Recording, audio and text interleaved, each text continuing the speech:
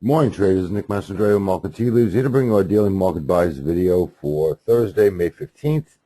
It's approximately 6:10 a.m. on the East Coast. Apologies for the tardy arrival of this broadcast. We were to take a look at the overnight session in Asia. Asia closed mixed as it did the day before, with about half the exchanges closing lower and the other half closing higher. Currently right now in Europe, and this is current and ongoing, all of Europe is trading to the downside. However, if we were to take a look at the individual exchanges, the London FTSE exchange, etc., it's only off by about 2. DAX is only off by about 8. Even the Paris exchange is off by about 12, which is really not that much. Now, if we were to take a look at market correlation as it stands, currencies in terms of the U.S. dollar is trading higher. It's been trading higher pretty much all morning long.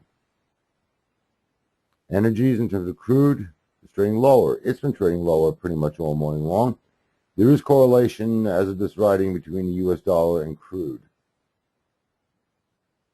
Financials in terms of the bonds, trading higher. They've been trading higher pretty much all morning long. In fact, the entire bond universe is trading higher.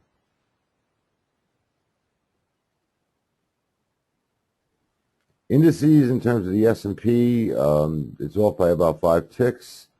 NASDAQ is up by about 3. Dow Jones Industrial Average is off by about 10. So basically, it's pretty much a mixed bag, if you will, in terms of where the market might open today. Metals in terms of gold is trading lower. It's been trading lower pretty much all morning long.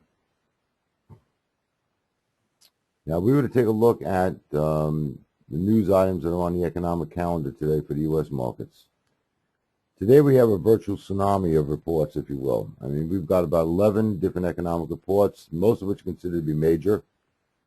So this is something very, very mindful of trading. 8:30 a.m. we have CPI, core CPI, unemployment claims, which are usual and customary for a Thursday. And we also have the Empire State Manufacturing Index. These reports alone, unto themselves, are major market movers. So this is something to be very mindful of. Then at 9 o'clock, we have long-term purchases, 9:15, capacity utilization, industrial production, and 9:15. At 10 a.m., we have the Philly Fed Manufacturing Index. Again, this is a major market mover unto itself. And we also have mortgage delinquencies at 10 a.m. and the NABU Housing Market Index, which is a market mover unto itself. So we've got quite a bit of reports out on the table today, most of which are major, all right? And all this being said, our bias is neutral today. And the reason why that is because whereas the markets appear to be going to a downside open, and ordinarily, if we didn't have these many reports, I would probably say our bias would be to the downside. However, the fly in the ointment, if you will, the outlier, if you will, are these economic reports. Again, there are 11 of them, most of which are considered to be major, and the major ones are considered to be major market movers unto themselves. So therefore, our bias is neutral. We may wind up with the kind of day where it does open up lower, but these reports come out and they move the markets into an upward direction, if you will.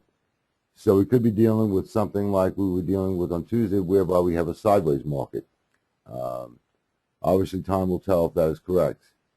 Could this change? Absolutely. Anything can happen in a volatile market. Thanks. Hope this helps. Look forward to the next time with you.